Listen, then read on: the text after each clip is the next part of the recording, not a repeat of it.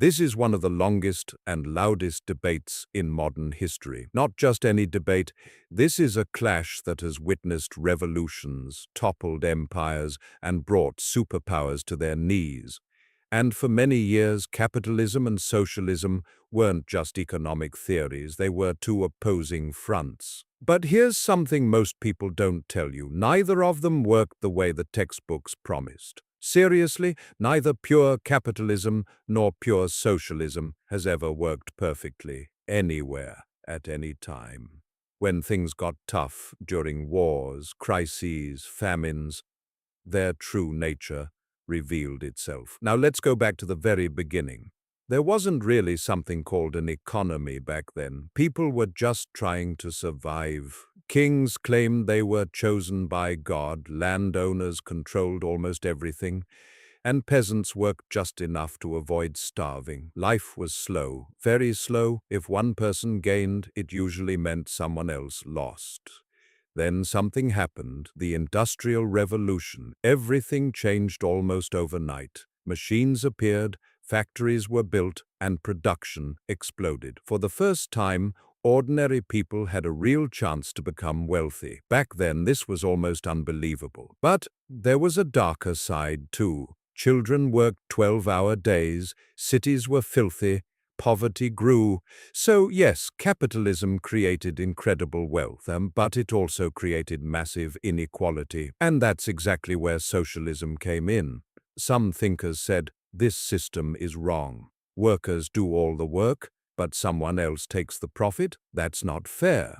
They argued, let workers own the factories, let everyone share equally, let the system serve people, not profit. It sounds pretty reasonable, right? For people living in those conditions, it almost felt like salvation. But theory is one thing, reality is another. The first major experiment took place in the Soviet Union. The state controlled everything. It set prices, planned production, and eliminated private business. And the result? At first there was hope, but then things started to fall apart.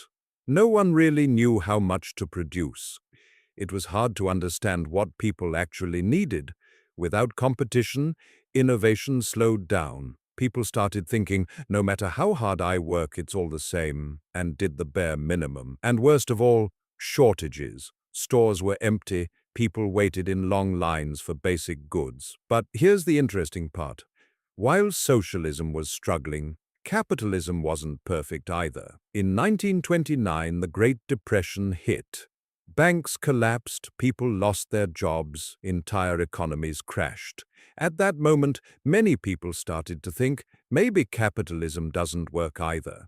So it looked like both systems were failing. Then came World War II, and both systems were pushed to their absolute limits. After the war, the world split in two. On one side, the Soviet Union. On the other, the United States and its allies. Years passed, and slowly the picture became clearer. The Soviets were powerful but inefficient.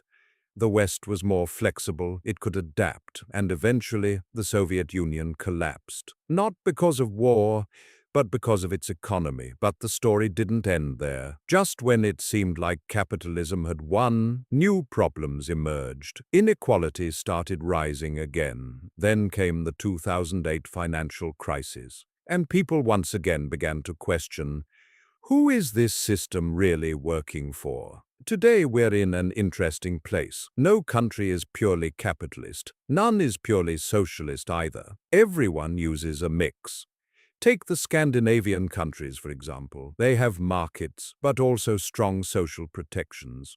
The United States, a powerful economy, but with serious inequality. China, state-controlled in many ways, yet still driven by markets. So the reality is this. The world runs on hybrid systems because people don't change. In capitalism, opportunity exists, but so does greed. In socialism, equality exists, but it can turn into control. Systems change, but human nature stays the same. So the real question isn't which system is better. The real question is which system can fix its own mistakes. And history gives a clear answer. The system that adapts wins. The countries that will succeed today and in the future are the ones that can combine both the power of markets and the protection of the state. A bit of freedom, a bit of control, a bit of competition, a bit of security. And finally, let's be clear about one thing. This debate was never just about economics. It has always been about one thing: who holds the power, because power never disappears, it only changes hands.